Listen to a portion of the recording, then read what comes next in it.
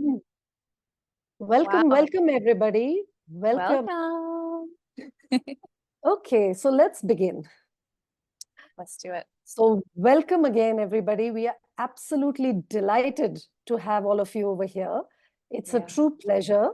And I really want to thank everybody from the bottom of my heart for being here, for taking your time out, and being curious and open enough to learn about our stories, as incredible as they may sound to some people, of how can it be so simple that people can just heal from fruit.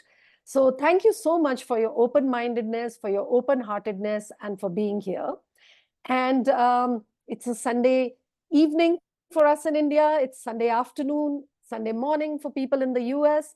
There's so many more things you could be doing with your time. The fact that you chose to be here, we really, really appreciate that. And we will try, Adriana and I will try our mostest, bestest to give you the best possible value in the next 1.5 hours so that it's totally worthwhile for you to have invested this time to learn about natural healing. And we will also help you to understand the exact steps that we took so that it's really very, very clear to you. And thank you, everybody who put in your questions. That has really helped us to make the flow of this next 1.5 hours of our conversation so that we can actually answer some of the critical questions that you have asked us and really make it worth your while.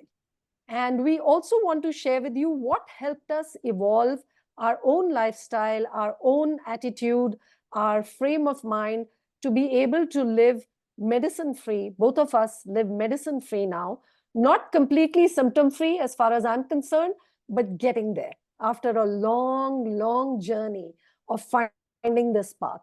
And for those of you, excuse me, I have a little glitch in my throat today, but for those of you who stay till the end, we will be sharing some bonuses, some free gifts with you. So let's begin. So I'm just going to introduce myself first, and then Adriana will introduce herself. So I work as a holistic health coach. I was diagnosed with rheumatoid arthritis in 2007. And initially, I didn't know what to do. So I went the usual mainstream allopathic route and started taking methotrexate and steroids. If there's anybody here who has RA and is looking for answers for RA, please type RA in the chat. And so that, I mean, it was a difficult time, as those of you who have RA or any kind of inflammatory autoimmune conditions will understand.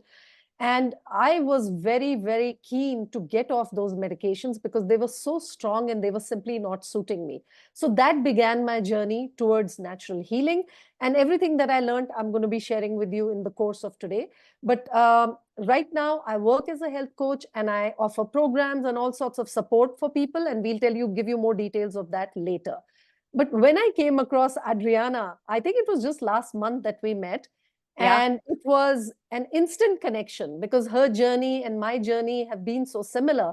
And I just said that we have to get on a call and we have to share with as many people as possible, because who knows that people are looking for just these answers and we want to share them with as many people as possible. So go ahead and introduce yourself, Adriana. Sure. Thank you, Nandini. So, hi, I'm Adriana. I am also a raw food health coach. I'm super passionate about helping people with this. It's one of my favorite things to do is teach people all about healing from their conditions. And also, so I was diagnosed with multiple sclerosis when I was 24 years old. Pretty sure I had it since I was 21 because I was getting symptoms already at that time. Yeah, type in the chat MS if you are struggling with multiple sclerosis or symptoms such as that right now. Yeah. Oh my gosh. Okay. So as a lot of you already know, this is a really scary diagnosis. I mean, they all are. The doctors scare the crap out of you, right? That's what happened to me. The doctors gave me the really morbid tone of voice, like, Adriana, sorry to tell you, but you have MS. So I actually, when I found out, I was really scared at first, but then all of a sudden I just felt this rush of energy, like, wow, I'm going to heal. I just knew it in my core. And so ever since making that decision, like I'm going to heal, I was on that path. But I'll go into more details about how it actually didn't really work out after a few years because I wasn't making the right choices. So I'll talk about that a little bit later. But I decided not to take any medication. My neurologist offered it to me, but after I researched the side effects of the medications, I couldn't. I did not want to do it. So that's my story. So yeah, I'm a raw food health coach. That's my favorite thing to do is help people with this. So yeah, and we'll talk about that more at the end as well. Yes. I wanted to ask you, what actually happened? How did you discover that you had multiple sclerosis? So, oh gosh, where do I start? So when I was in my early 20s, so some of you probably relate to this. I was getting like a sharp tingle down my spine every time I looked down. Type a me in the chat if that's you, if that happened to you. And then after that symptom, one day, yeah, so somebody already, Shariana, yeah. So I woke up one morning and the entire right side of my body was totally heavy. It was like I had sandbags in my arm and leg. I couldn't move them. My parents drove me to the hospital and the doctors were like, we don't really know what it is, so you're fine. So I was like, okay. And then when I was 24, I was still getting that sharp tingle down my spine. So I finally said, I need to get an MRI. And after I got this MRI, I got the diagnosis and here we are. Yeah. Okay, so a couple of people have experienced that exact same thing. Yeah, really scary symptoms. So as for me, some of the people who've joined here are already connected with me, so they know my story. But basically, I lost my younger sister in 2007, unfortunately, to badly managed rheumatoid arthritis. At that time, I didn't have any symptoms, but I went through a lot of emotional trauma that I speak about when I do my introductory videos. So I won't go into it in a lot of detail. But I felt a lot of emotions of guilt, helplessness at not being able to help because she was 6 years younger than me. And she passed away. And 2 months after that, after her passing, I woke up one night with my hand like double the size that it should be, red hot, and paining so bad that I couldn't even, like, I couldn't do anything. I just sat there like that, all night wondering what just happened. So that was the beginning of RA, and it calmed down by the next day. But in a couple of days, it was somewhere else. It was in my wrists and my fingers and my shoulders, in my neck, in my jaw, like everywhere. And it took 9 months to get a diagnosis because it didn't show up in the blood. So I suffered with extreme pain for 9 months without any medication because there was no diagnosis. And I went to all kinds of alternative healers at that time. So that's my story of how I got it. And finally, after 9 months, I went to another rheumatologist, and he actually checked all my joints, and he said, I don't need a blood report. You are probably seronegative, which means it doesn't show up in the blood, but you have rheumatoid arthritis. And of course, we had a history as well. My grandmother had it, my sister had it. And I was so relieved that day to finally know what was wrong with me. And of course, they put me on these strong medications, and within a few days, my pains went down. However, within a few weeks, I started to feel quite unwell overall because the medications that are given are steroids and very strong immunosuppressants used in cancer treatment called methotrexate. So what about you? Did you go on medications, Adriana? Nope. Not Never. at all. No, I did supplements for a while. Like, I did some zinc and I did a lot of B12, because I was following the advice of medical medium. I don't know if any of you, probably a lot of you have heard of him. Yeah. And that didn't really seem to be doing anything for me, but yeah, no medications, conventionally at all. Yeah. So once you got the diagnosis, what did you actually do and how did you get relief eventually?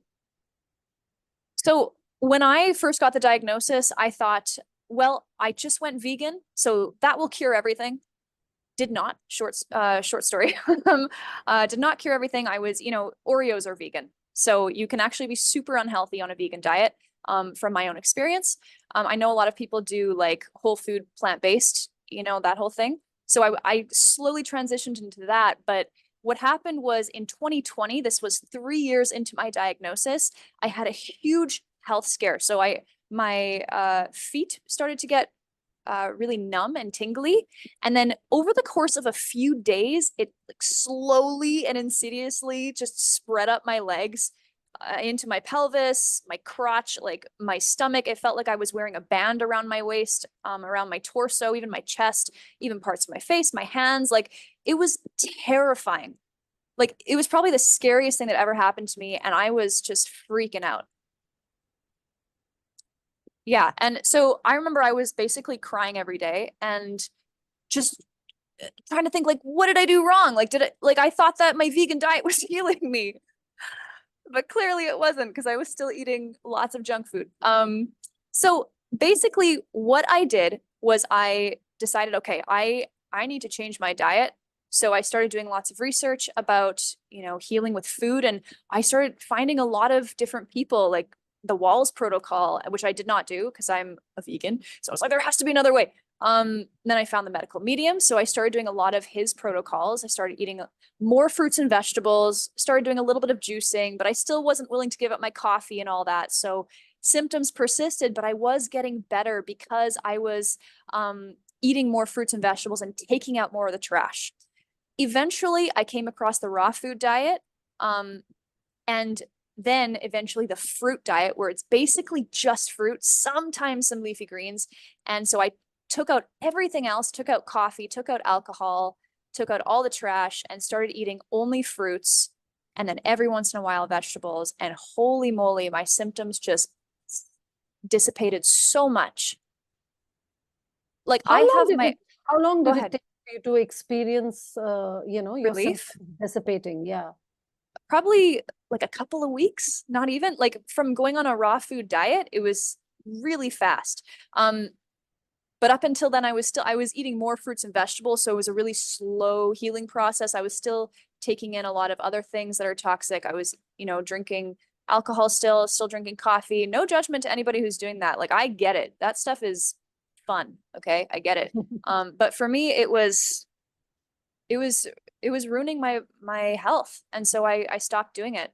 But yeah, it it from my experience, it doesn't take long if you just implement the right things as quickly as possible. Yeah. That's What quite about for you? amazing that it took you 2 weeks. Yeah, for me, it was, I took the slow scenic route because I was diagnosed back Okay. in 2007. That is already, I don't know what, 16 years or something like that. Wow. Yeah. And so first I went on medications. Then I started, you know, reading a lot of stuff, learning, because at that time there was not that much information available. In 2011, I came across the China study, which Mhm. talks about a whole food plant-based diet. And I decided to give it a try. And I started feeling better. I started shedding weight.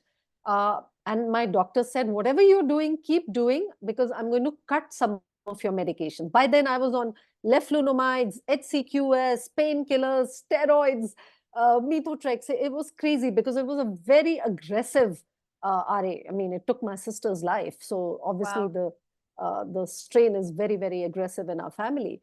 And my doctor then started cutting medications. So that was really very heartening for me because I was like, okay, I must be improving. My diet is working. Yeah. And then I started, my pains became a little bit lesser. I was able to do some walking, which earlier I was not able to do at all, like, you know, even just going for a slow walk around the. So, so that really encouraged me. And I shed a lot of weight. So with that, my energy increased. So it was really, really good. However, I also worked with an organization in India that, talks about the whole message of whole food plant based. After about 2 years, I was even working with them and, you know, spreading the message of whole food plant based. After about 2 years of working with them, I asked my mentor, I said, so when am I going to heal? So she said, it takes time, you know, just keep at it. 5 years later, I asked, when am I going to heal? It takes time, keep at it. Somehow that was not sounding that good to me. Yeah. 7 years passed on the whole food plant-based diet, and I was still not off all my medications. I tried 7 times actually during the whole 12 years or something it was, or 14 years, to quit my medications through different protocols. You know, there's the Paddison diet from Australia. I tried that. It involves eating a lot of raw greens, and I did that during winter and eating some alternate grains like buckwheat and all that. I worked with some doctor in Lucknow who had a lot of herbal protocols, liver cleanses, apple cider vinegar, all that kind of protocol. I tried that. I gave it a try, quit my medication. However, the pain just went increasing, and I would say, I'm feeling worse. I'm feeling worse. He's like, hang in there, hang in there. I hung in for 3 months. When I couldn't get up from my bed, when I couldn't comb my hair, when I couldn't wear my shirt, I knew that it was time to go back on medications. I think that it was the fourth, and then I also worked with somebody in Mumbai who had, healed their own RA and come off all medications, and they were basically doing it through pranayam, breathing practices, and a lot of supplements. So I got all of those. I even worked with a functional doctor. I mean, I have been through the medical and alternative circus. I have fully, entertained and spent whatever money I had made in the first half of my life. I spent it looking for a cure or a help or a natural treatment for myself. I mean, I tell this story in more detail in my courses. So I'm not going to go into more of it, but basically, I tried pretty much everything. 7 times I quit my medication. I had to go back on it. The 5th time, my doctor said, if you quit your medication again, I will not treat you. And that's not wrong of him, actually, because he's right. He's trying to help me and he's doing what he knows best. And I'm quitting again and again. In my mind, I'm thinking, I want to quit you, man. How do I quit you? This is my search, So, because I was just fed up of the same advice. He had no enthusiasm for what I was doing. I took him a paper to read about diet and autoimmune conditions, thinking that he will be so happy, he can help his clients. Guys, he literally threw the paper at me. Literally threw it across the table.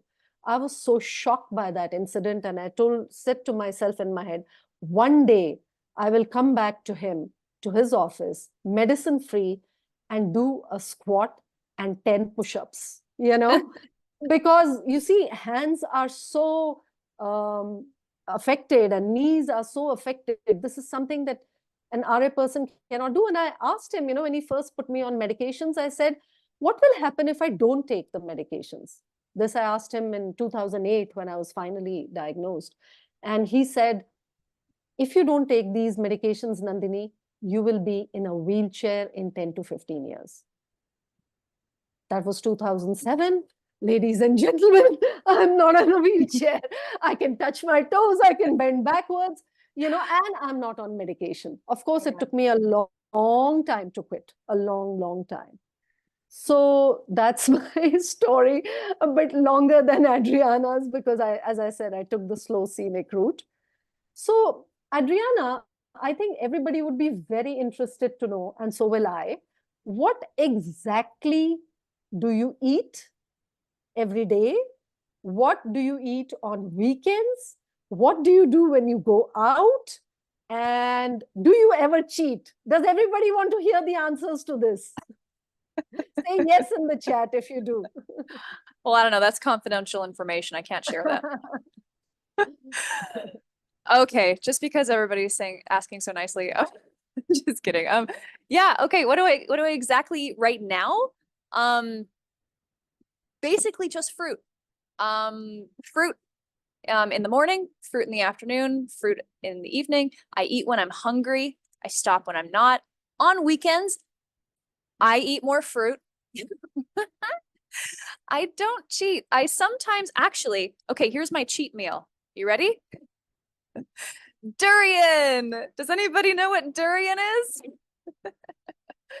It's a delicious fruit here in Bali. Okay. It's a If you've cousin of tried, jackfruit for people from India, the oh white yeah. jackfruit. Oh, I had a Chempedak today. I don't know if anybody knows what Chempedak is, but oh, It's so good. also in the same family, is it? Yeah, same family as jackfruit, absolutely delicious. But actually, they have some really amazing raw food restaurants here in Bali, and every once in a while I'll go have a meal, but they are just so high in fat and like nuts and seeds. They're all dehydrated. It's just not exactly ideal. So I do that very rarely. Those are my cheat meals, is raw vegan restaurant meals, which I actually have decided not to do anymore for right now. And durian, which durian isn't Okay. even a cheat, but it's just that, high fat causes MS symptoms specifically to react or to cause like little flare-ups. I know for me for sure, but I know that this is a common thing for other people with MS that I've spoken to. Yeah. What about you, Nandini? What do you eat? What's your menu? I've also taken the slow route to changing my diet. I Yeah. have to confess, everybody, that I had extreme cravings for salt, cravings for cooked food, cravings Yeah. for being socially accepted, cravings for belonging to my family because I'm a Punjabi, it's one of the states in India, and Punjabis are notorious for their eating habits. Our food is full of non-vegetarian food, full of dairy products, everything. If your grandmother loves you, she puts an extra dollop of ghee Mhm. or oil in your food. So it took me a long time to learn to clean up my diet and even to come out of my cravings. But if right now I am fully raw, and in fact, I'm doing my own raw vegan challenge right now. And all through the day, I eat fruit.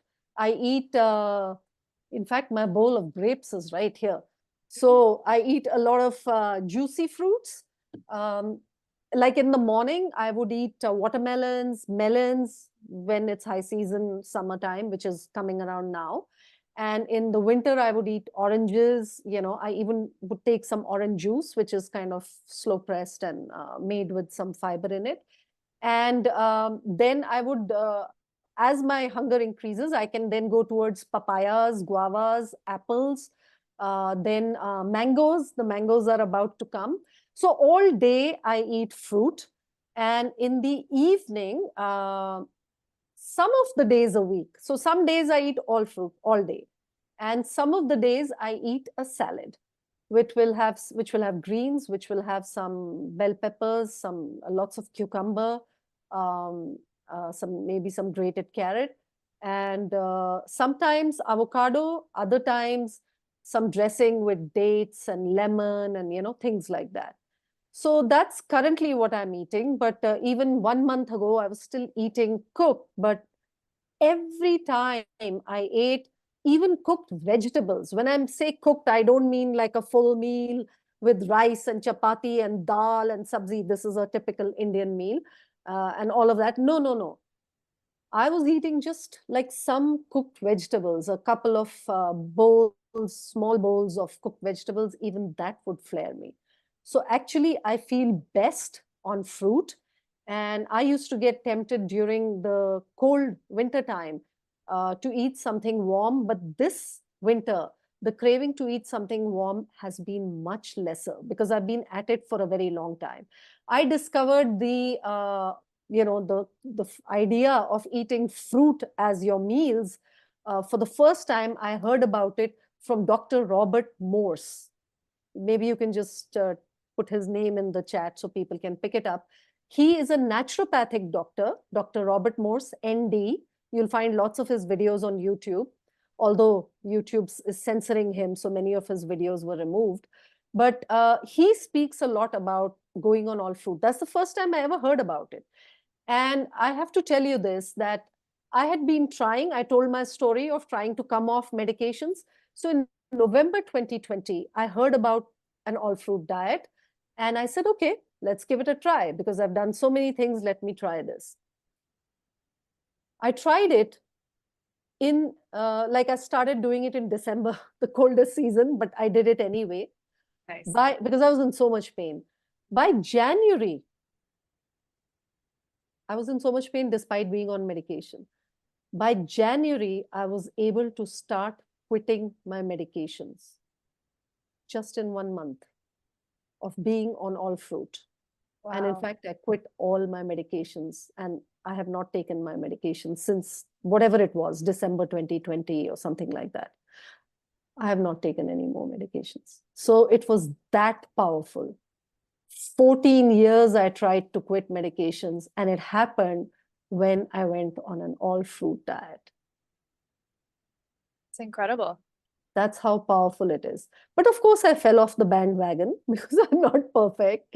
And then I ate some cooked and whatever. Then the inflammation came back, but I never needed to take medication again. It never went back to that extreme. And of course, my diet was very controlled. I was basically 80% raw the whole time.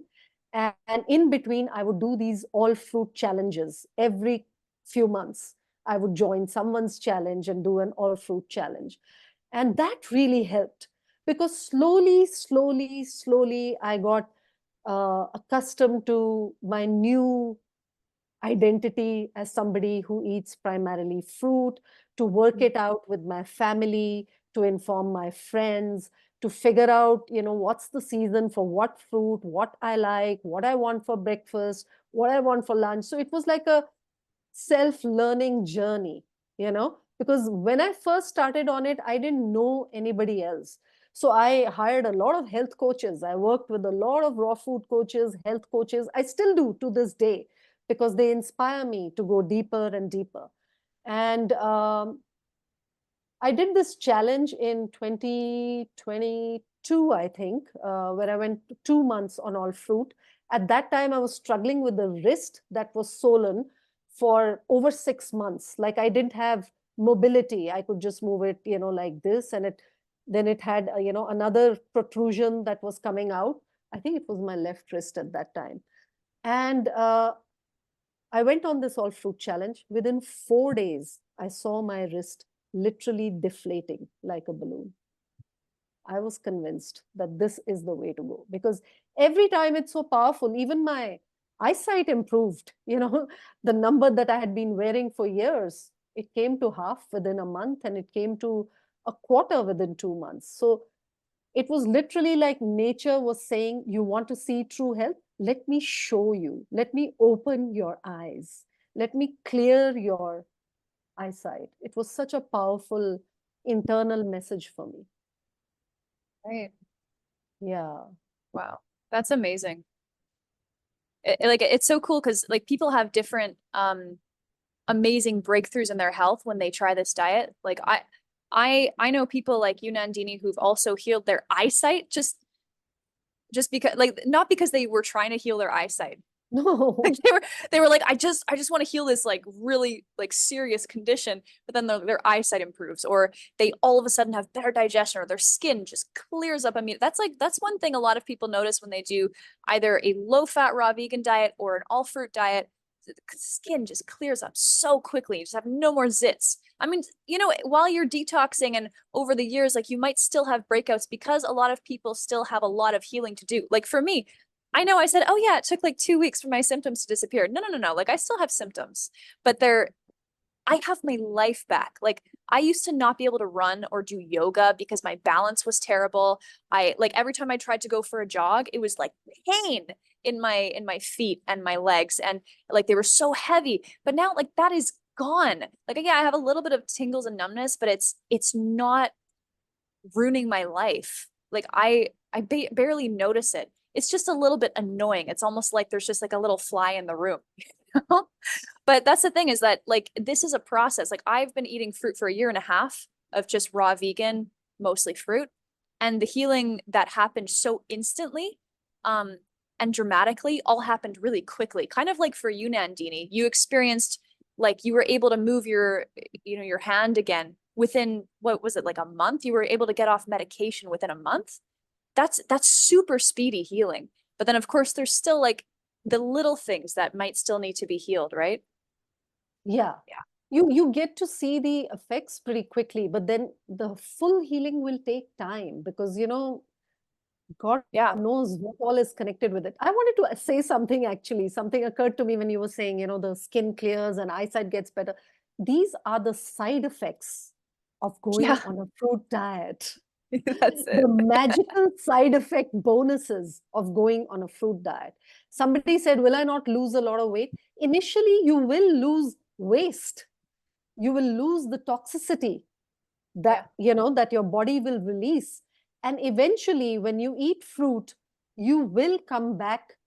If you continue on it, you will come back to a healthy weight because the body will rebuild all of that diseased tissue by first throwing it out and then rebuilding new healthy tissue, new healthy cells in your body. This has been my experience. And there's a participant who's a member in my tribe as well, Pinky Kaur. She's a fruitarian and she just said, I got rid of my glasses. So that's another Rock and person roll. talking Woo. about, and she's over 60 years old, something like that. So, if she can do it, I can do it. I mean, these are the side effects that one gets.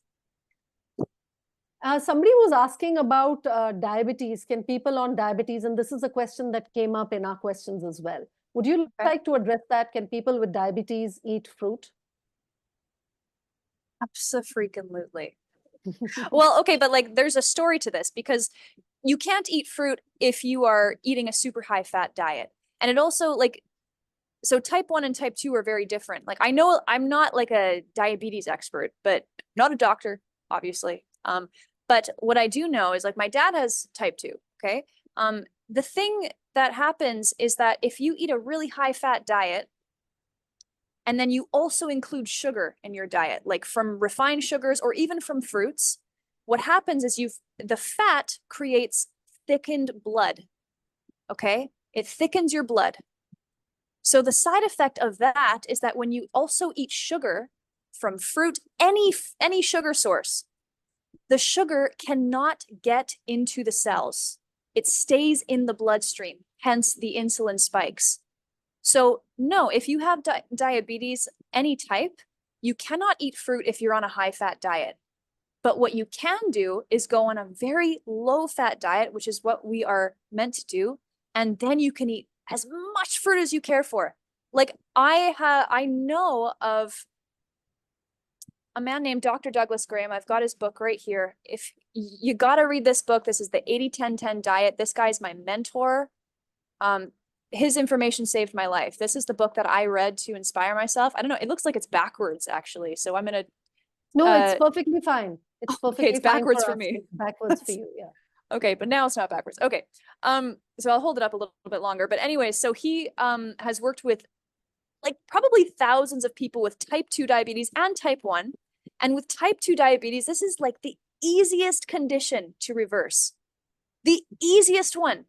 Like 100% success rate. I'm not even exaggerating right now. So I people totally that second that, by the way. I've yeah, seen thank you. people's sugar levels come down in one meal. In Yeah, one meal. yeah. Oh, absolutely. My dad, You have to be very careful if you go on it and you're on medications. You have to of make course. sure that you Yeah, are, checking and that you have someone available who will help you cut your medications, preferably sure. your own doctor. Yeah. That's a very responsible thing to say. I should say that too. Yeah. Yeah. I'm not telling you to get off your meds and just go all fruit. You got to be careful with that. I also would recommend if you are struggling with diabetes right now, any type, and you're inspired by this, I think it would be good to get guidance and to really understand how to do this, because a lot of people will make the mistake of maybe eating too much fat or not eating enough fruit or eating too many vegetables and not enough fruit. So I think it's really good to have guidance, or at least to read this book and really understand what's happening for people with type 2 diabetes and even type 1. Yeah, it's an amazing, amazing book. So do your research first so you know what you're doing. So you could work with either Nandini or I as well. We're both health coaches. We know how to deal with that. So Yeah. yeah. And another thing I wanted to actually mention is that if anybody has any kind of inflammatory condition, like autoimmune conditions are all inflammatory. but most lifestyle diseases are linked to inflammation, especially if your diagnosis has a name which ends with itis, I-T-I-S. That's usually the short code for inflammation. It's a Greek, I think it comes from the Greek. So arthritis, colitis, all these itis diseases. So if you have that, please type the name of the condition that your doctor tells you that you have, because actually going on fruit is the most anti-inflammatory diet in the world. Yeah, starting with berries, melons, and all kinds of fruit. Because even with vegetables, there's some issues, the cruciferous trigger some people, the nightshades trigger some other people, then they talk about oxalates in greens and so on. But with fruit, apart from this mythology about sugar not being good for you, let me tell you this, by the way, let's address this. The sugar in fruit, which is fructose, simple sugars, is actually the food and fuel of our cells. It's the highest quality food and fuel of our cells. Apart from the electricity, hydration, it has all the nutrients, all the possible micronutrients, the antioxidants, and most of the minerals as well. So vitamins, all of that can be found in fruit. People talk about protein. You search for fruit and say which amino acid is there in pomegranate, which amino acid in mango. It will give you lists. So all fruit has amino acids. The body doesn't need protein. It needs amino acids because it has the capacity to make its own protein. So this whole protein thing is actually a giant myth. You can read a book called Proteinaholic, which exposes this whole scam. It's written by an MD, by a doctor. Proteinaholic. Look for it. And there's so many people who are on a high fruit diet that I know who are thriving, and they're coming out of difficult conditions like we have. They're even sports people, and we'll be, now you're connected with us, we'll give you more clues. But there are people who run marathons, like this lady, I forget her name, in Australia. I recently shared her video in my membership group. She and her husband, who are over 60, have run the entire periphery of Australia, setting a world record of running a marathon a day. Yeah. For more than 365 days, like for more than a year, like maybe 2 extra days. So there are people like that. So there's nothing to be worried about protein when it comes to being on a natural diet. Nature didn't really make mistakes and say that, okay, we'll give elephants their, their shoots and leaves, and we'll give squirrels their nuts, and we'll give, rabbits their carrots and greens, and we'll give tigers their deer. But humans, they have to buy gas and, heating elements and vessels and ovens and all sorts of things to be able to make their food palatable. When I thought about it, it didn't make sense to me. I'm like, why would nature not give humans their natural food just like the other millions of species in nature? Absolutely. Yeah, Jeanette and Alan. Thank you, whoever put that. Jeanette and Alan. That's it. The couple who are marathon. Alan Murray and Jeanette Murray. Thank you, Sujata, for pulling that up. Oh, yeah. Nice. I'll put it in the WhatsApp group as well, their video. It's so inspiring. Sorry, go ahead, Adriana. You were saying something. Oh, I was just gonna piggyback off of what you said. The simplicity of this diet is so amazing. And a lot of people think it's really restrictive at first, which of course I can understand why people think that, because going from a mainstream diet of all these different complicated dishes, kind of like what you were getting at there, Nandini, about like, we need to have, stoves and pots and pans and all this stuff.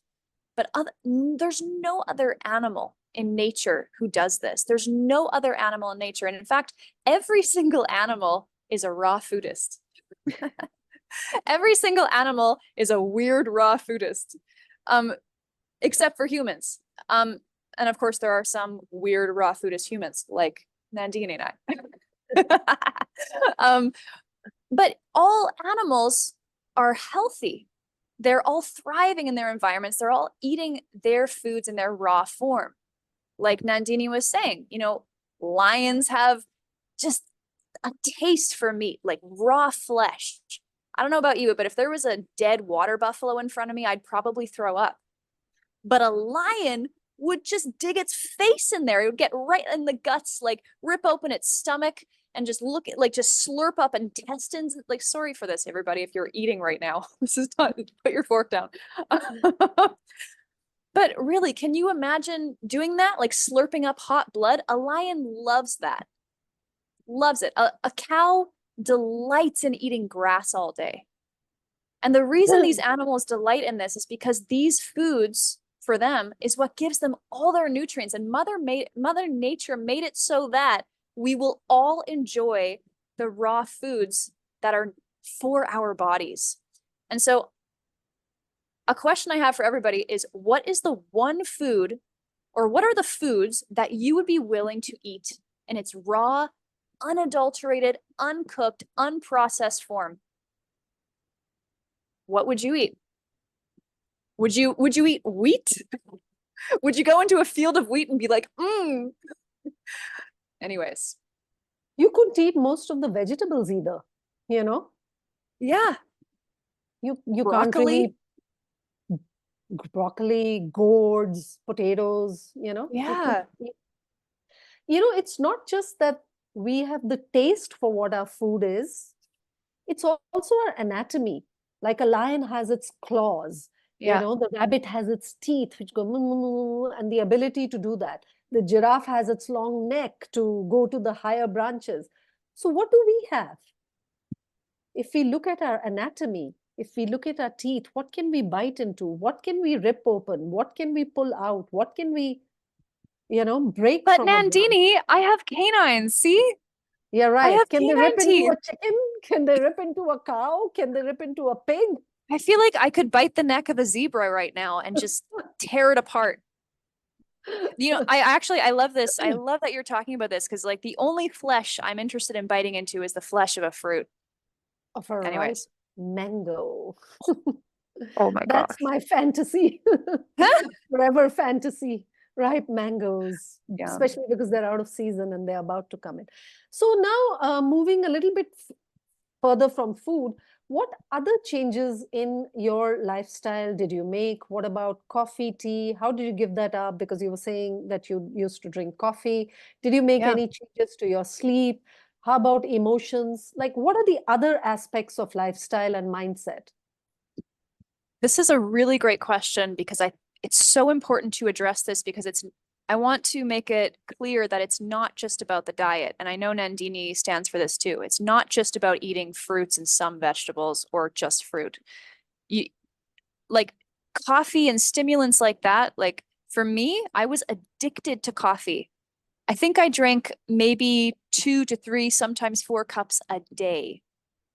And I don't know who else can relate to that. Coffee is so addictive. And for me, In like India, everybody's on to tea, so you can ask the same thing. It's caffeinated tea. Right. So tea or coffee. I was also on caffeinated tea when I wasn't doing caffeinated coffee. So I totally relate on that too. So yeah, caffeine in general is super addictive. So if you're there right now, I totally understand that. It feels good.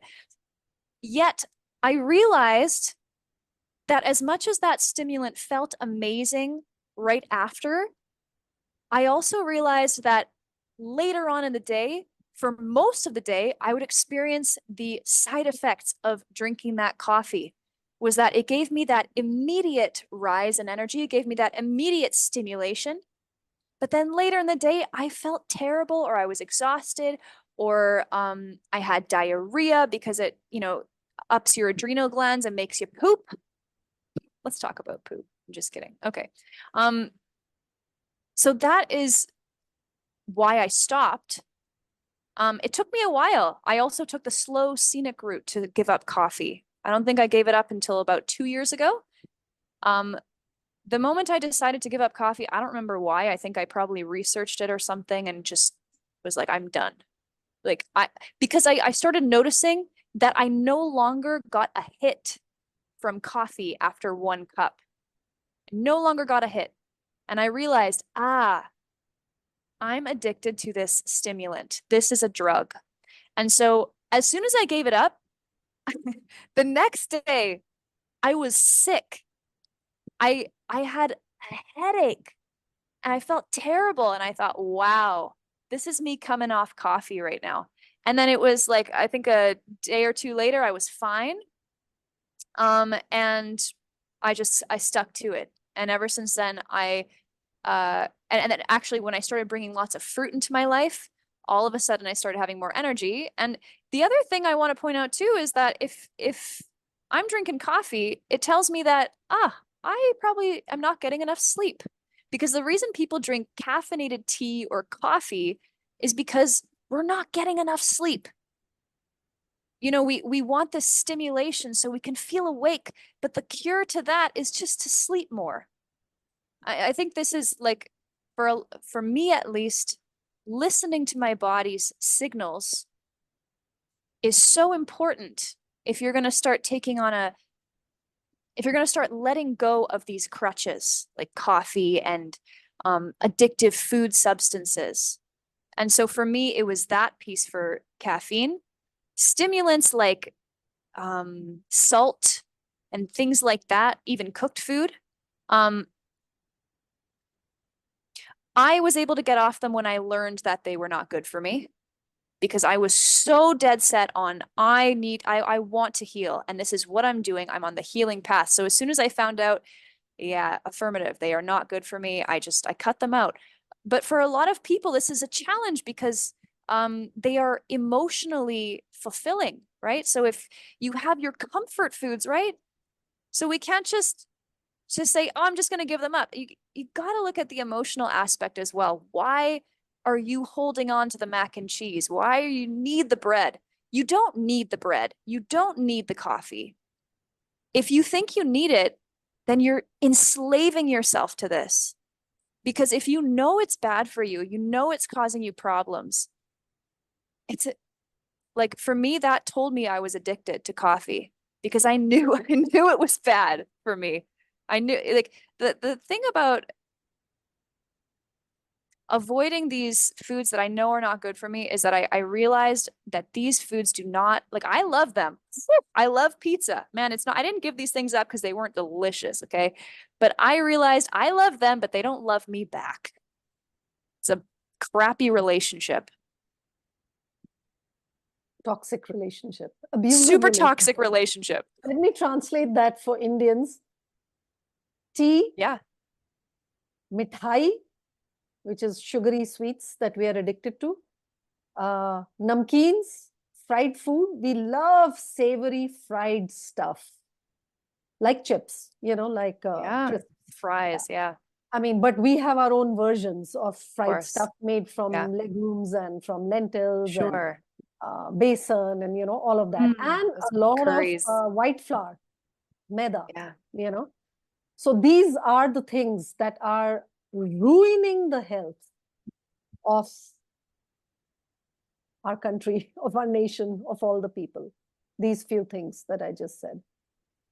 Refined food, sugar, fried food, a lot of oil, tea, coffee, and maida, white. So if you're just in the beginning of the journey and you're still into, sad diet or SID diet, the Indian diet is as sad, then start there. Start there, because then you will get into the track of the habit of saying no to something that is not good for you and saying yes to what is good for you. What other things? What did you do from an emotional angle? I'm still working on the emotional piece. I mean, I think we all are as human beings. Like, I don't think there's going to be a point where I'm not working on my emotional poise. I think this is something we can always be developing. But what I did learn in my studies with the mind-body connection is that when we're really stressed out chronically, we're in a chronic state of stress. This actually puts the body into a fight or flight state. And this fight or flight state does not allow healing to happen. And the reason is because if you're stressed out, your body is being told that there is a danger nearby. Like, let's say there's a tiger nearby. There isn't, but there's maybe your boss or your family members. You're stressed out about finances or something like that. This puts your body into like a really high adrenaline state. And if that's chronic, it means that you're going to be having like, your adrenals activated all the time. You're going to be exhausted and depleted. It means that your body is not going to be in the healing state because it's ready to give all its energy to run, fight, or hide from the danger. Type in the chat if you feel like there's a lot of stress in your life. Type the word stress. I know for me, like there was so much stress in my life when I was growing up, in my 20s. Yeah, stress with all the S's. I feel you, Madhu. I feel you on that.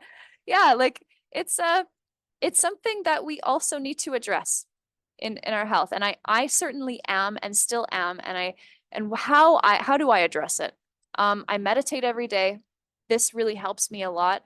I make sure to get regular exercise. I go for my morning runs.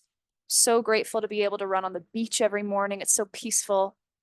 I try to make sure that I surround myself with people that I feel good around, that I feel at ease with, and people that I'm also inspired by. I think this is so important. People you feel loved by and that you are also able to give love to, like being able to, incorporate peaceful activities into your life, whatever that looks like for you. And the other aspect that I added to my life that really helped me a lot with healing and just with overall well-being, which is what I think we need to focus on too, is starting to do the things that I actually enjoy and starting to let go of all the heavy stuff, like what I think I'm supposed to do, or the things that once I enjoyed, but I no longer do. This freed up so much energy for me. And that energy our body uses that to heal itself as well. When you feel at peace, so that I talked about the fight or flight nervous system, about how it sends our body into a adrenaline survivor state. There's the other nervous system, which is called the parasympathetic nervous system. This is the rest, digest, and repair system. So this system means that your body is now at rest. It is activated by the emotions of peace, joy, love, fun. Have fun, you guys. Laugh. Do things that feel good. This is going to activate that parasympathetic nervous system that also activates the healing mechanism in your body. So important. So that's what I try to focus on my very best. What about you, Nandini? Yeah, that's amazing. Actually, I used to think that I do all these practices. I'm spiritually oriented. I meditate. I don't have any financial stress. I don't have any relationship stress. So I felt like I had no stress. And and a couple of years ago, I got panic attacks. I got anxiety attacks. And I'm like, where is this coming from? Like, I couldn't fathom why I was going through something like this when there was apparently no stress in my life. And I was hospitalized. This was two years ago, I think. And COVID had just begun around that time, however long it has been. And they couldn't find anything. They did all the tests. They couldn't find anything. They gave me anti-anxiety pills and high blood pressure pills because my blood pressure was very elevated. And of course, for good measure, they gave me some anti-cholesterol pills as well, some statins. So I took them for maybe 3 days or 4 days. And I was like, I'm not going to do this. I have to find what's wrong. Okay. So I did a lot of prayer, a lot of meditation, a lot of whatever, cleaned up my diet even further, and I didn't need to take any of the medications. However, early last year in 2023, I again experienced panic attacks and anxiety, like very high level. This time I knew that going to the hospital is not an option because they're not going to find anything anyway. I'm like, so what am I going to do? Like, can't even sit. It's like so crazy. And my heart was racing 120 beats a minute or something, or 150 even at times.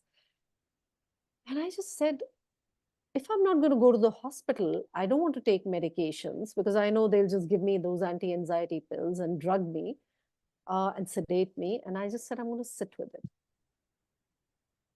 So I sat with it. What does that mean?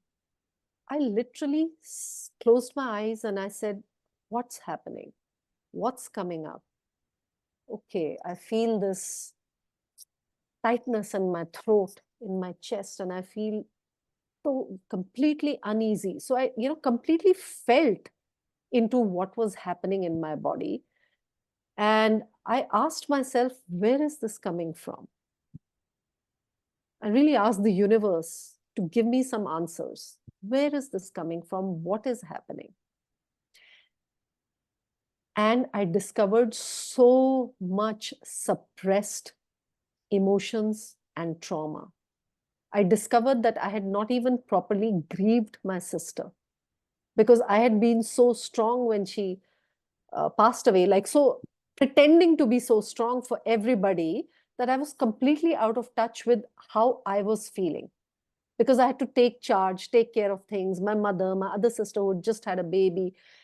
It was like, okay, what do we need to do? How do we control things? How do we get this together? That I had actually never taken the time to feel my own sadness, my own grief, my own, all those complex emotions that I felt. And those started coming out. Can you imagine? She passed away in 2007, and I only really sat with it in 2023. It took me 4 months, guys. And some days I meditated for 5 hours, 6 hours. I just locked my room every time I felt anxiety. Some days I would get an anxiety attack in the middle of having a meal with my sister. And I would have to leave the meal and lock myself in my room, put on my candle and sit with it. Some days I would get an anxiety attack in the middle of sleep. It would wake me up from deep sleep. And I'm like, what's happening? Where is this coming from? 4 months. I went off all social media. I stopped all my work and I went into this. And actually, the work that I share now with people emerged out of this. And this emotional healing, cleansing, which, as Adriana said, is ongoing.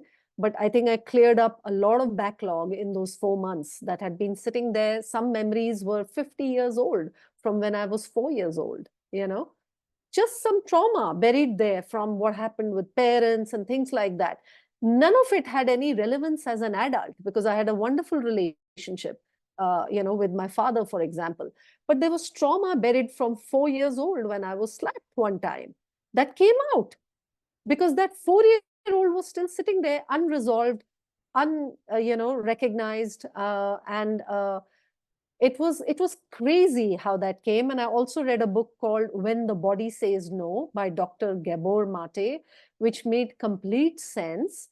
And I realized that the reason I had cravings, the reason I was not able to stick to the path is because I was completely out of alignment.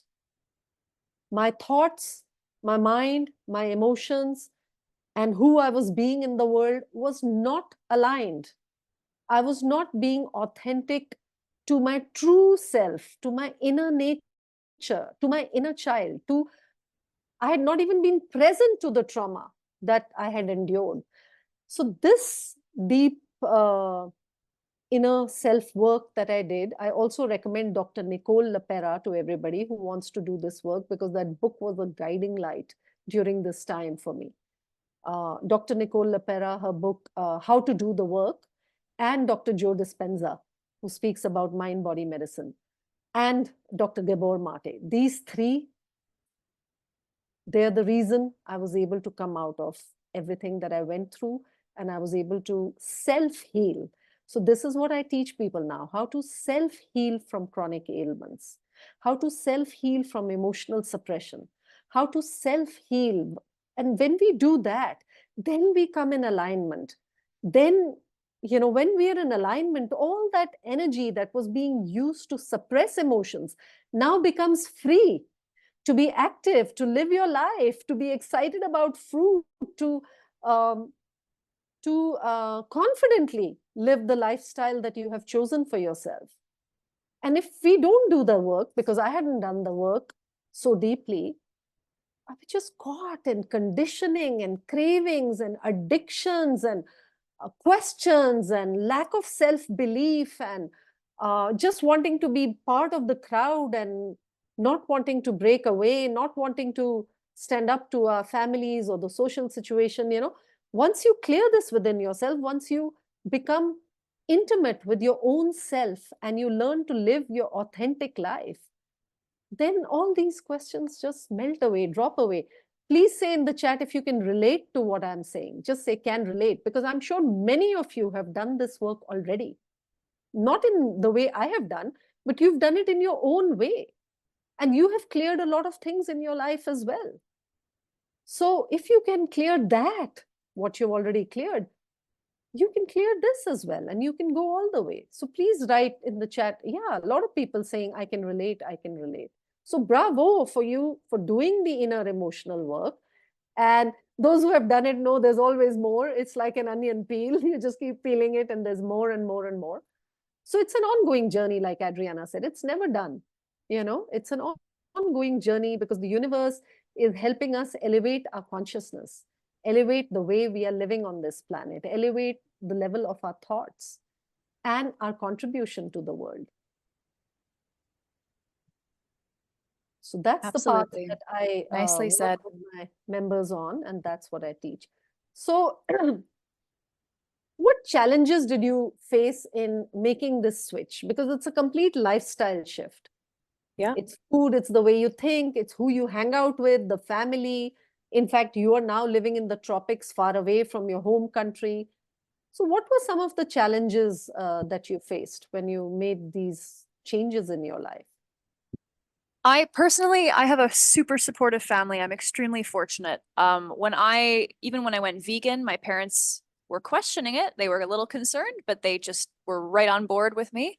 And also when I made the switch to what I'm doing now, which is all fruit, some vegetables. Again, my dad in particular was a little bit concerned. But my mom was like, cool, if you think it's good for you, I trust you. So I'm really, really fortunate. My parents really trust me, and they're very curious, and they ask a lot of great questions. So for me, it was very easy. But I know for a lot of people, this is one of the most challenging aspects of making this change. So my heart goes out to you. If you are wanting to make this change, but you're scared of what other people in your life are going to say or think. So type in the chat right now, me, if you feel that fear of making a switch because of what other people might say or do, or ask you if you make a change in your diet, or if you have made a change. So some things that I say to people about this is that, like, you're the only person that has to live in your own body. Okay, so if somebody's coming at you with like, well, you're not going to get this, you're not going to get protein, you're not going to get omega-3s, this, and like all the questions, right? Valid questions. Of course they're valid. It's okay to either say, I don't know. You don't have to explain yourself, but you also could just tell people why you're doing this. What has made you, caused you to make this choice for yourself? Maybe you could tell them, well, I've done some research. This is what I've learned. This is what I like to do. So if somebody comes at me with like a question, like, where do you get your protein, for example, I say, you know what? That's a really great question. Here's what I learned about protein. Or I'll say, you know what? I used to think the exact same thing you did, because it's true. I I used to think the exact same way as everybody else, because this is what we have learned as children, as even young adults, growing up our whole lives. This is what we've known to be true about food. So you can relate to almost anybody who asks you questions about this stuff. And at the end of the day, like I said, you're the only person who has to live in your body and deal with the symptoms that will come as a result of the choices you make. So, I mean, that's what I would say is, really think about how the choices you make are going to affect you, not the other people in your life. You're not making food choices for other people. You're making them for you. And I remember Nandini and I were having a discussion about this, and she was telling me how she feels like an emotional connection when she eats certain food with family members, which I totally get. Family dinners for me are sometimes not awkward for me. I feel really confident about it, but I know a lot of people feel a little bit weird. Like, I'm the only person eating salad tonight. I'm the only person eating a pile of mangoes. Everybody else is having pizza. Like, you become like the person in the family that maybe is the health nut. But I would say, stand strong in what you are choosing to do for you. Like, this is your life. That's what I always tell myself. Like, I'm doing this for me because I always eat for the outcome that I want, not because I want to look a certain way, like to other people or anything like that. It's like, I want this health outcome. And I saw somebody else say here, Nita said, fear of missing out. Yeah, totally. Like, I'm totally missing out on pizza, hamburgers. Nandini, you were mentioning some delicious Indian dishes that I've definitely tried, those delicious curries. Listen, I did not give up these foods, samosas. Oh my God. Like, I did not give up these foods because they don't taste good.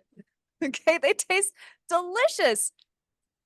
But I would rather miss out on a moment of pleasure in my palate than miss out on a lifetime of well-being, of feeling good, of being able to run, being able to be active, be able to like get younger as I age, be able to feel alive.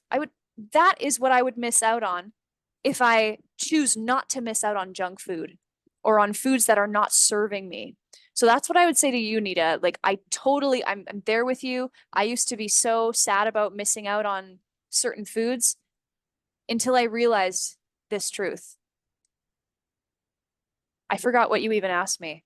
No, it's perfect. Whatever you said was perfect. Can you tell us a little bit about how you work with people and where people can find you, and how you can support them? Sure. Yeah. So people can find me on Facebook, Adriana Kohler. You can find me on Instagram. My Instagram handle is at Adriana Banana _. Okay. I'm also on YouTube, Adriana Banana. Okay. So the way you can contact me is through Facebook or Instagram. Just send me a message. We can set up a free call and have a discussion and see if working together is right for you. And if like I feel like I can help you out. And so what would happen basically is we would have a call and have that discussion. And then from there, we would kind of make a plan. Like, what are you needing? Like, what are you dealing with? What are your goals? And then we would work together until you felt great. So I basically, like, I have a program, but it's really simple. I work with you once a week. And you do one-to-ones, basically. You coach people personally. Yeah. Yeah, exactly. I coach people personally. That's my favorite way to do things. We get together once a week on Zoom or some other platform. And then you also will have access to me via whatever, probably Instagram or WhatsApp or Facebook, doesn't matter. And you could ask me questions or ask me questions whenever you want to, I'll answer them. So that's basically my program, is email access to me and once a week coaching calls for about 3 months.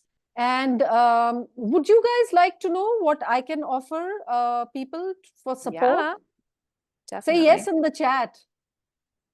I don't like to just say unless people want it. All right, cool. Thank you. Thank you. Thank you. Thank you. Okay, so I have something very, very exciting to offer all of you, and it's free. Okay, I'm not even selling anything, right? Is that good? You want to see what do I have in store for you? Okay. Well, the first session is free. Of course, I also need to make money to buy those delicious fruits. But this session is a free webinar. I want to invite all of you to my next free webinar, which is going to be on Good Friday. I just thought it's a good day. People will have a holiday. And I have got some incredible insights into overcoming food addictions and cravings. It's not what you will usually hear from other people. And I want to share those with anybody who wants to make these changes. Every 2 weeks, I do a webinar on some topic which I think is going to be useful for somebody to learn to self-heal from chronic ailments, because that's basically my mission in the world, to teach about self-healing from chronic ailments by working holistically, by working on emotions, by working on food, by working on lifestyle, by working on, our spiritual powers and our thoughts, our mind-body connection. So this is what I'll be giving. And also just letting you know that at this webinar, I will be telling you about a clean eating challenge that I'm running next month. It starts on 7th April. In India, 9th April is the start of a 9-day period of fasting. So this is a good time to actually get onto clean eating.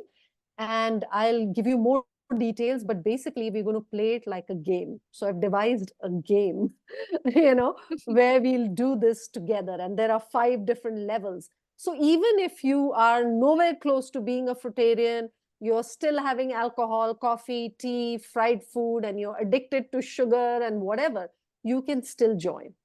Okay? You'll just be at the entry level. And then even if you are a full fruitarian, I have things that can take you to the next level if you want to improve your health even further. And so there are 5 different levels, and each level, there are different, everybody comes with their own craving. So there'll be some customization that I will explain to everybody how it's going to work. But first you come for this, which is like the foundation, and then we'll get you into the April challenge, and it's going to be very reasonably priced. In India, it's going to be only 1,500 rupees. So I don't know, somebody do the US dollar thing. It's not much at all. And it'll be run for 3 weeks. And there'll be 2 Zoom calls a week. So there'll be full support, because I really want that the people who've come here, because my heart goes out to anybody who has an inflammatory condition, who is in pain, who wants to be drug-free, who's looking for natural answers, to really get all the support you want and to make it super affordable, okay? And to give free stuff as well, give low price stuff as well. And then I'll tell you about the memberships that you can join. I offer some lifetime memberships, and I won't get into those today, but I'll talk about it when we do our next webinar. Okay, so that's what I have in store for you. Do you like it? I like it.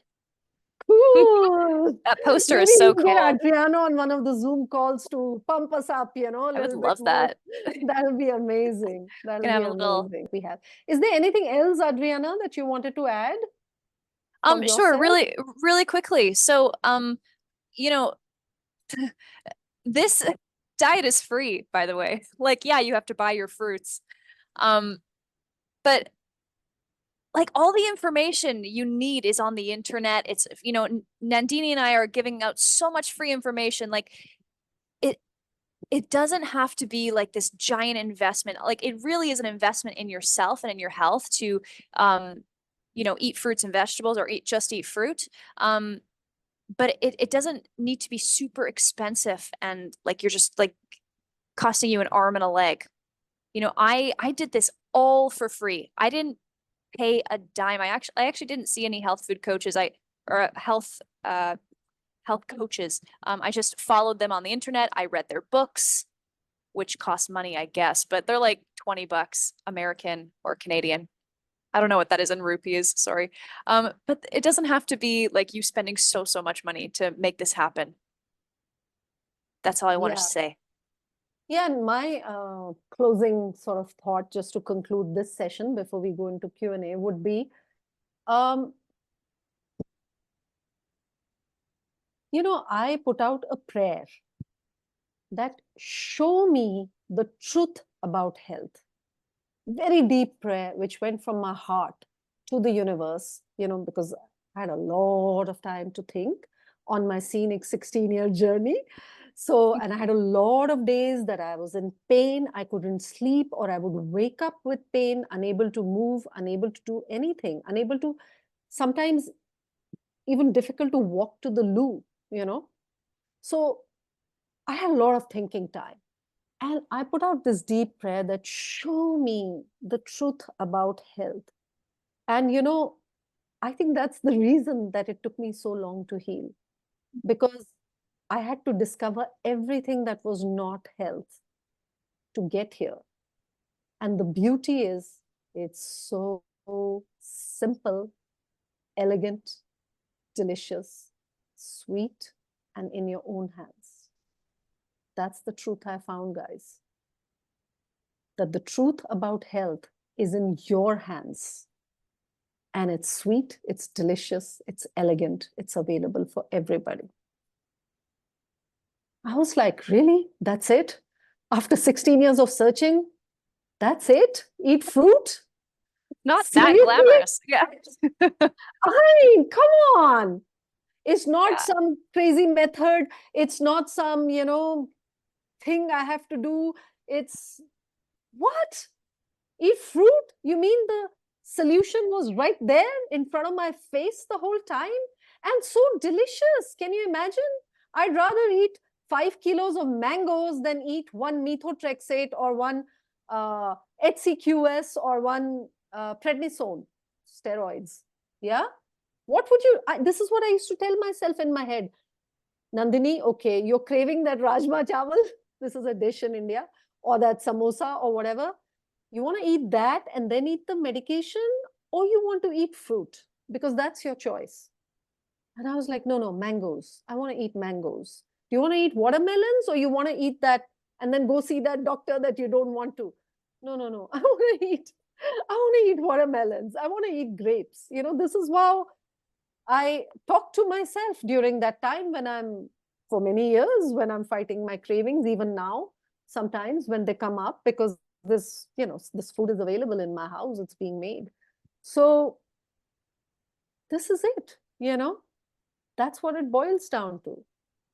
And to be able to walk on this, I'm like, yeah, I want to be out of my misery. I want to show that doctor. But right now I want this peanuts, roasted peanuts. Right now I want to eat this. This is the state I was in for many years.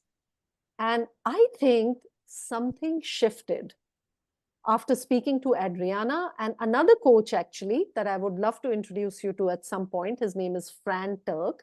I had requested him to be here, but the timing is a bit off. He's in Argentina.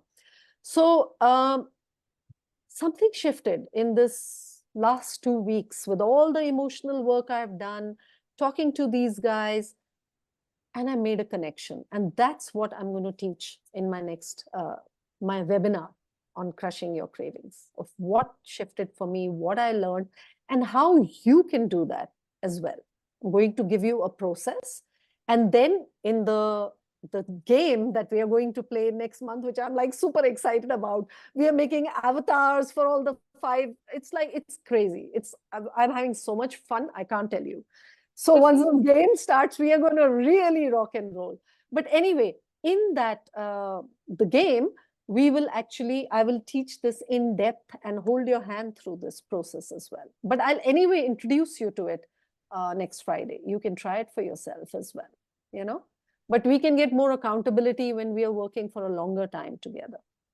So I would say the truth is simple. It appears super simple, and sometimes our mind doesn't want to believe that it can be that simple because we've just, what shall I say, hypnotized ourselves into believing that health is some super complicated thing that requires an MBBS and an MD with 7 years of study, who knows about chemicals and they have these machines. That's not what health is. That's sick care. That's not health care. And yes, there are things. I'm not saying that it doesn't work. There are things that work, and I would go to a hospital in case of an emergency. I'm not going to eat a fruit if there's an emergency and my head is split open and bleeding or something, touch wood. But for chronic ailments, I don't think they know what the truth is about health. This is what I found. It might sound too simple, but all I say is give it a try. Try it for a day or a week or a month if you can. Take the support. There are many people doing fruit challenges, healthy eating, helping you with emotional issues, hand-holding you through the process. It's a process. It takes time. It took me 12 years to get here. It took Adriana a lot shorter time. She's more connected, more wise, higher consciousness probably, didn't need to learn the lessons I needed to learn in this lifetime. But there are people available to help you, you know. I even have a doctor colleague of mine with whom I'm running a retreat in the end of May. And she's running a 1-month challenge next month. And she's mostly on fruit and a raw foodist for 8 years. And she's a doctor. She can guide people with medical conditions. So there are people available once you start looking for them. The help is there. So please do consider this path, give it a good try, and don't be disheartened if you're not super successful or you're overcome with cravings, because I've been struggling for so many years. Just keep at it. Just get back on. Just keep at it. Get back on. You will fall. Falling is inevitable when you start something new. But getting back on is an option, and I want you to take that option.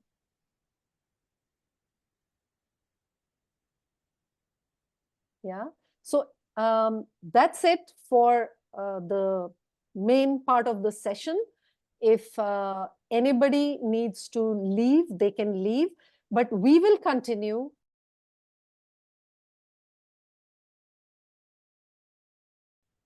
And whoever wants to stay and hang out with us and have their questions answered, we are happy to answer questions because, you know, we love doing this. This is my mission. Oh, yeah. This is my heart's work. So we are very happy to stay here and answer all your questions. So the first question I have for you that has already come in is, what are the best fruits to consume to reverse autoimmune conditions, and how do they work in the body? Best fruits to consume. Any fruits. Yeah. Any fruits. The only thing I would say is to be careful with the high fat fruits like avocados. And if you have durian available, be careful with those. I know for myself, I avoid eating avocados. I would focus on sweet, juicy fruits, but really any fruits. You can eat any fruits. It doesn't actually matter. A lot of people have the misconception that fruit or food in general is what heals you. It's not the food that heals you. Your body heals you. Your body knows how to heal itself. The body is self-healing. It's that we give our bodies the foods that it's designed for. Nandini was mentioning how the sugar in fruit is literally the preferred fuel source for our cells. And also fruits are the easiest to digest for every human being's body. Fruit is the easiest to digest in almost every case, unless you've got like something going on that you're still healing from, so you might have some sensitivities. I know some people have said they're, sensitive with bananas or citrus fruits. But what that tells you is that there's some healing and there's some issues that can be resolved, but over time. So eat whatever fruits you want to eat that feel good to eat. Just chill out on the fat fruits though. Like avocados, I wouldn't take in too many, especially if you've got multiple sclerosis. For me, I don't do avocados right now. If I really want to do an avocado, I do like a half for one day. But sweet, juicy fruits are amazing. Yeah. Wonderful. And I would say the same thing. And actually, the thing in India is we don't have durian, and avocado is not that freely available and very, very expensive. So Perfect. those two are not an issue. Maybe jackfruit is the brother of durian in India, so go easy on that. And yes, I have also experienced, I once did a challenge with a guy called Black Orville Fruitarian Douglas. handle, Orville Douglas, and he put us on only juicy fruit. For 1 month, I was on all juicy fruit. Guys, I have not been able to squat for 14 years, like a full squat. I could squat in the 3rd week, like a full squat. And anybody who has rheumatoid arthritis knows what an achievement that is. Yeah. Yeah. I mean, I held on to something because I don't have that much strength in my legs, but I was able to go all the way down and pick myself up with support, which I have not been able to do for so many years. So it is quite remarkable, how quickly things can change in your body. Yeah. So the second question is, how can I address concerns about protein deficiency and sustainability when it comes to a fruit-based diet, especially when I face skepticism from the family and other people? That's a I would really add great even my question. doctor. Yeah. Yeah, absolutely. I mean, there's skepticism from almost all angles socially in almost every case. So first, the first part of that question was a protein question. It's such a great question because we are bombarded with the idea that we need exorbitant amounts of protein. But the thing is that we get all the protein we need from the foods that we eat. You could be on any diet and you would be getting enough protein. In fact, the only diet where you don't get enough protein is a starvation diet, which means you don't eat any food or you're not eating enough food. We get all the protein we need from fruits and tender leafy greens, or just fruits. It's not as much as a piece of meat, of course, but that amount of protein is the exact amount of protein that a human body needs. So I'll give you an example here. So if you think about mother's milk is 6% protein, 6%. And that allows a baby to, so another thing here, a baby has the greatest need for protein. Out of all human beings, an infant has the greatest need for protein. Why? Because they're building, they're growing rapidly. They need those building blocks to create a body. So they actually have a higher protein need than us adults. And they're only taking in 6% with the mother's milk. And yet they can grow their body to the size of a full human being. And at the start of their life, that's all they need to rapidly grow into a healthy 1 or 2 or 3-year-old child.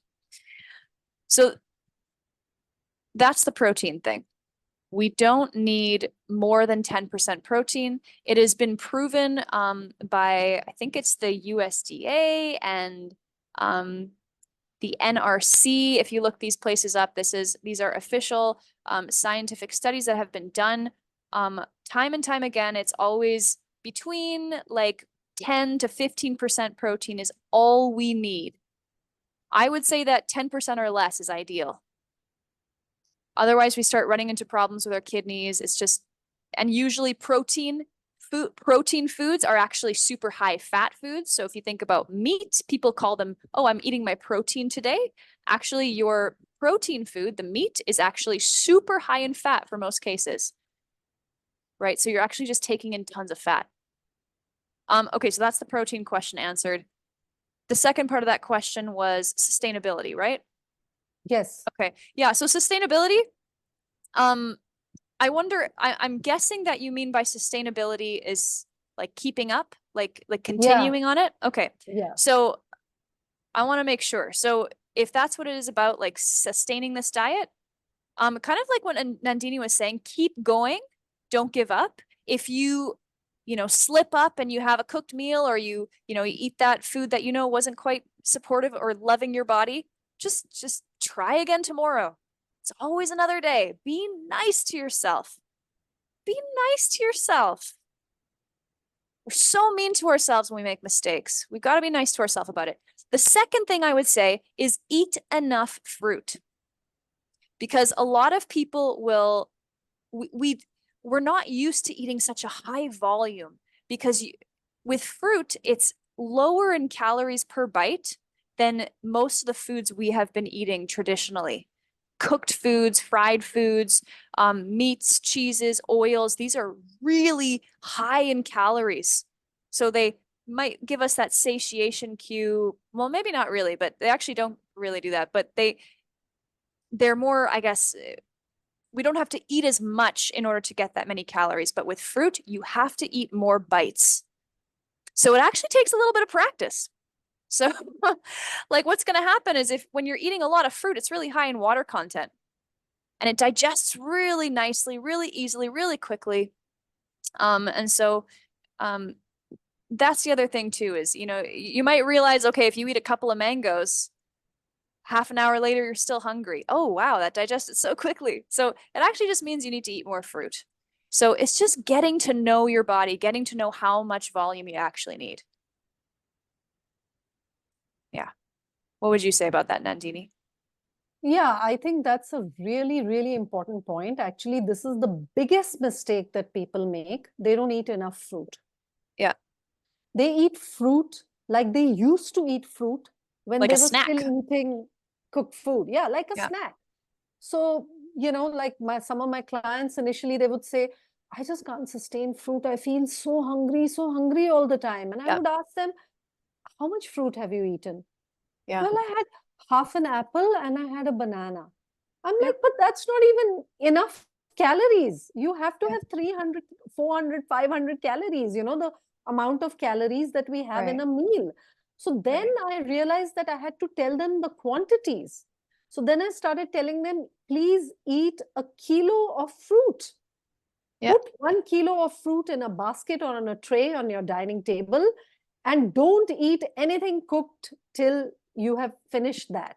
Start with that as your breakfast. I mean, maybe 1 kilo sounds very large to you. So you Yeah. can start with 250 grams or half a kilo, but work your way that you can eat a kilo of fruit in the morning. And morning is the best time if you're just starting on this journey. It's best to start by replacing your breakfast with fruit.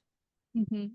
Because the body detoxes in the night, it throws out all the crap in the morning, and we then aid the body to further detox, to further flush with all the juicy hydration present in fruit. So it's best to start your day with fruit. If you want to make one simple change, replace your breakfast with fruit. If that seems too hard, don't worry about it. Have your first meal of the day as fruit, and slowly build that up into 1 kilo till you don't need anything cooked for breakfast. The first salad or cooked meal that you have is your lunch. But if you're somebody who's facing extreme symptoms right now, then your journey will need to be a little bit faster, as in you may need to jump onto this bandwagon to see the relief that you're seeking. I think people will get relief even by switching just to breakfast on fruit, and that will encourage you to go further and further as you connect with your body, as you learn from the symptoms of your body, how it responds when you're eating fruit and how it responds when you're eating something else. You will then learn how to do it for yourself and what works best for your body and your condition. What do you think, Adriana? Eating fruit for breakfast. Is Yeah. that okay? My first suggestion is, if it's too much to make all the big changes, Yeah, just do fruit for breakfast. Start there. I think that's a great start. Absolutely.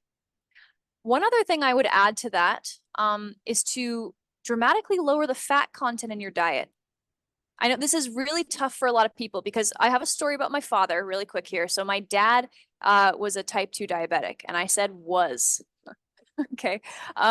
My dad was almost about to go on insulin, and he just said, like, I don't want to do that. I don't want to have to take these shots. I don't really know exactly what people have to take for that because I didn't but my dad made small changes, and the small changes he made, he asked me for advice about it. So of course I helped him. And I told him just to lower the fat content in his diet and increase the carbohydrates in his diet. Because my dad was eating lots of nuts, lots of seeds. Those things are delicious, really easy to eat when they're in package, right? It's delicious. So he lowered the amount of meat he was taking in. He stopped eating so many nuts, and he started eating more carbohydrates, more fruits, more vegetables, even some cooked carbohydrates like potatoes, even bread, which it's not an ideal food, but hey, it's lower in fat. So when it's lower in fat, you're going to have a much better reaction, first of all, with fruit. And also that will alleviate the blood sugar spikes as well for people with type 2 diabetes. And it also frees up energy for the body to heal itself, because fat is so difficult for our bodies to digest, especially fats from meat. We're not designed to eat meat anatomically. Physiologically, our digestive system is not built for meat. So digesting really high fat, high protein foods does not work well for us. We're going to build up toxicity in our digestive system. So if you're going to eat fruit for breakfast, Speak about dairy as well, because Indians are addicted to dairy. We are dairy. one of the largest Yeah, consumers of dairy. And even though we right. say holy cow in India, we are one of the largest exporters of beef in the world. Wow. I didn't Yeah, know that. we don't eat our cows, we cut them up and send it to the whole world. This What? is how, I had no this is the idea. dystopian world that we live in. So Whoa. I know the secret yeah, now. so there is a lot more actually to where what that is. Wow. You can look it up, guys. Largest beef exporters in the world. If you don't believe me, I'm tell surprised. you. Wow. We are in the top 3 countries or something. I think Brazil What? is #1 and India is 2 or 3, depending on the year. Wow. Please continue. I just wanted to mention that.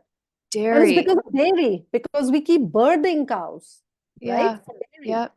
The cow only produces milk for its baby after giving birth, and we keep birthing them. So now Yeah. what do we do with them once they're spent and they are no longer giving, producing milk? Cut them up, sell them Yeah. to the world. Yeah. Absolutely. Dairy is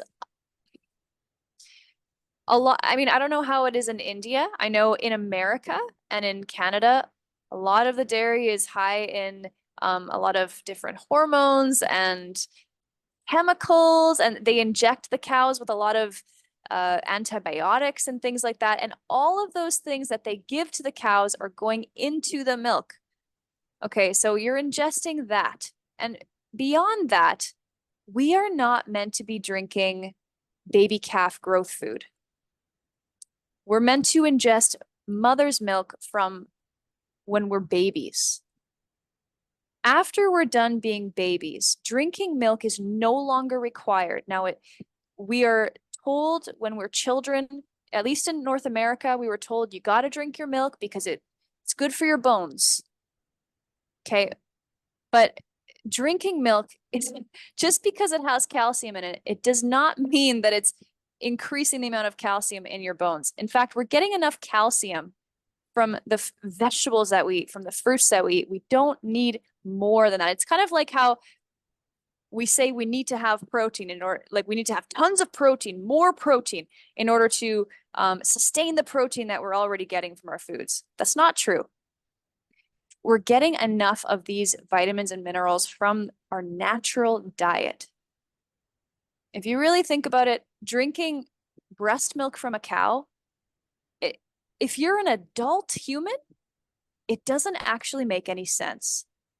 It's the same way that for a human being to chase after a zebra and bite its neck and eat its innards does not really make sense. These aren't our foods. And cheese. Oh my gosh. Are you guys into cheese in India? Lots of cheese? Yeah, Yeah. we call it paneer. It's like a homemade cottage cheese type version. Oh, yeah, yeah, And yeah. we are into Heard about that. ghee. And ghee. That's All the solidified, we take butter yeah, and we heat it and we remove whatever water content is in that also. And we yeah, get ghee, which is pure fat from the animals, yeah. milk. And see, this is the thing too, is like the ghee, the butter, the cheese, the milk, all these things are super high in fat as well. And that does not serve us to be eating a super high fat diet. I know that there's the whole keto diet thing, but the thing about that is that if you're on we don't need to talk about keto, actually, I won't even get into that. But if you're eating really high fat content foods, and then you're also like, let's say you're like, okay, I'm going to do fruit for breakfast. If you had a really heavy meal of fat the night before, that might still be in your digestive system because fat takes sometimes over 24 hours to actually digest and leave your body and leave your bloodstream. So if it's super high fat and then you eat fruit in the morning, a lot of people will say, oh, I've got acid stomach, I've got acid reflux. This happens all the time for people because we don't realize that that meal that you had the night before is still in your system. And so that combination of fruit on top of a super difficult to digest meal, fruit is really fast to digest. It's going to create like this acid reaction. It's going to be like a little chemistry project down there. It's not good. So it's important to lower the fat content in your diet. So dairy, cheese, butter, all those things are super high in fat. And I would recommend if it's really difficult for you to let go of those things, to just try to cut them down slowly. And rather than focus on taking things out, I don't like to focus on taking things out too much. I think it's so important to focus on bringing in the right things. Bring in the fruit, bring in the carbohydrates, vegetables too. Anything you want to add to that, Nandini? Yeah, so like I have in the game that I've built for April. So the Nice. first step is to cut down on all processed food, the things that I was mentioning, maida and sugar and fried food and all of that. The next step is to actually cut out meat and dairy. And that is basically to try a plant-based diet. And by the way, I have 2 cookbooks that I have written as well. And that's the third step, which is a whole food plant-based diet. This is my Indian cookbook. And this is this is available on Amazon, US, UK as well. Guilt-free vegan cookbook. Okay. So these are all whole food plant-based recipes with there are plenty of raw options as well, but they have cooked food.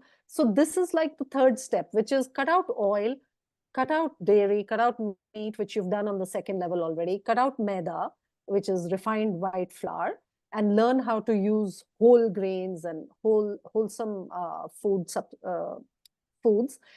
And also cut out gluten. Both these books are also gluten-free because many people have asked about gluten-free diets.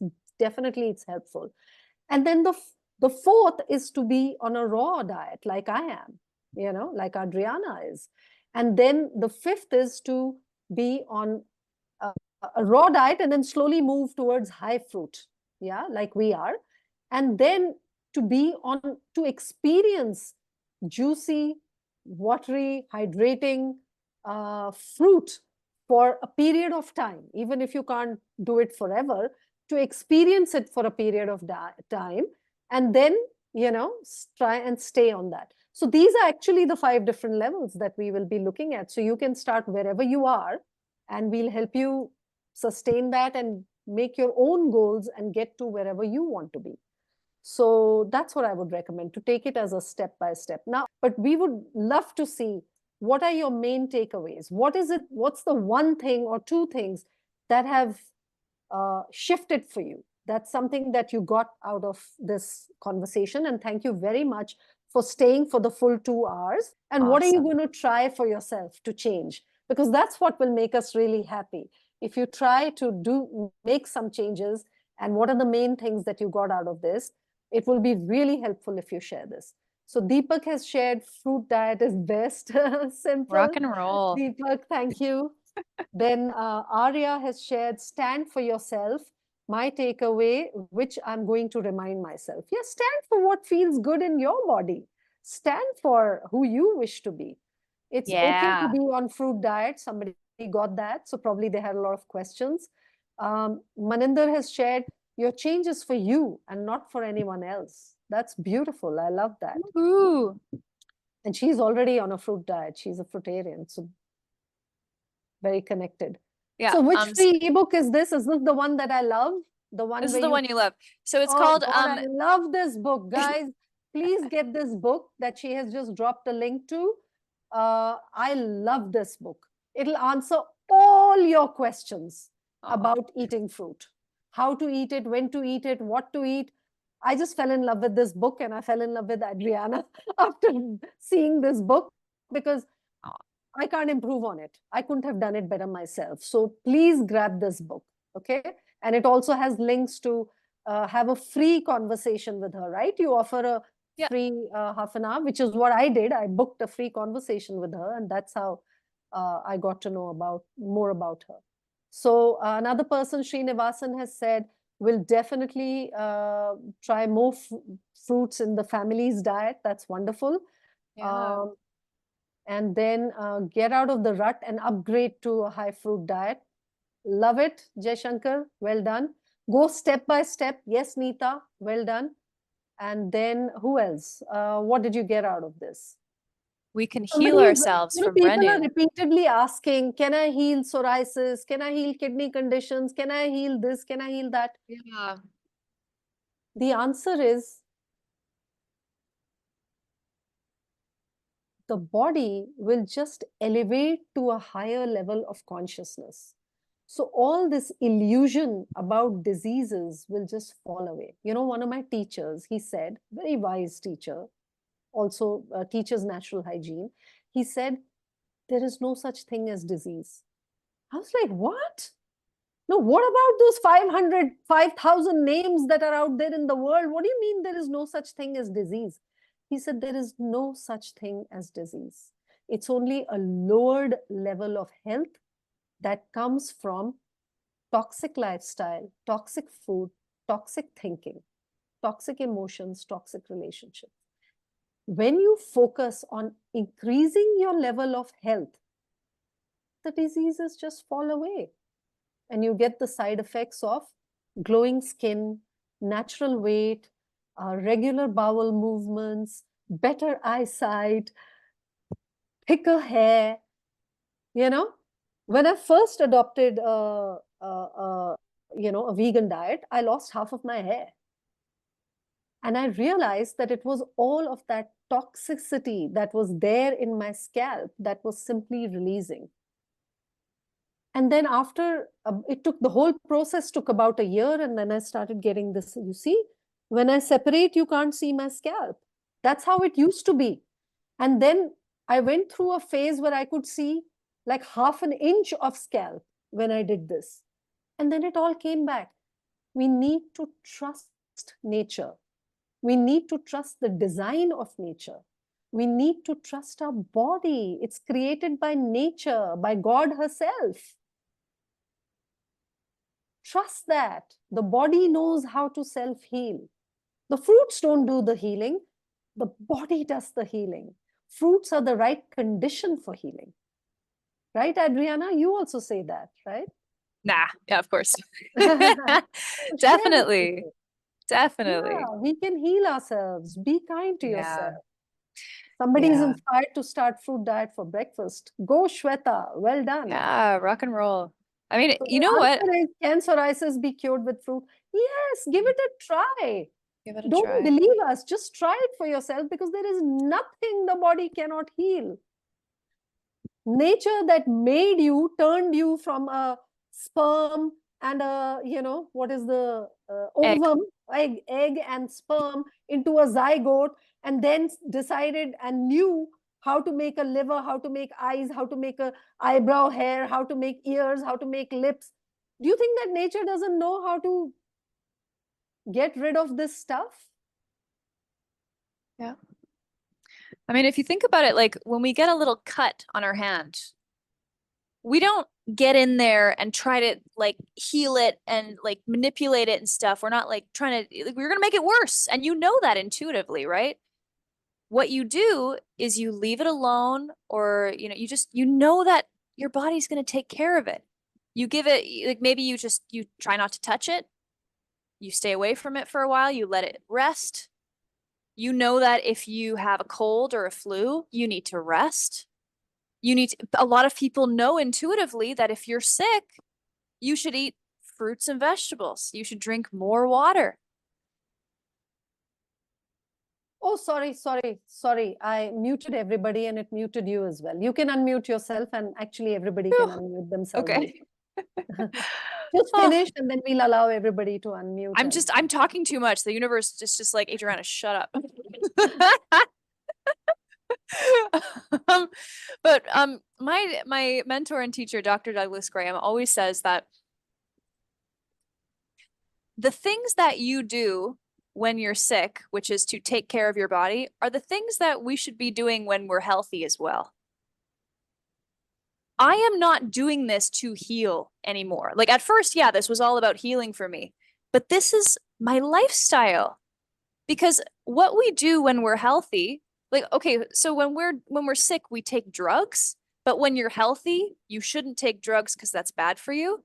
How does the body know the difference? How do the drugs know the difference between when you're healthy and when you're sick? They don't. They still contain, I'm sorry, I'm yelling into a microphone. They still contain the same toxicity that they do for a sick person and for a healthy person. I'm not telling you to go off your medication, by the way. If you need that right now, stick with it. But I'm not telling you what to do.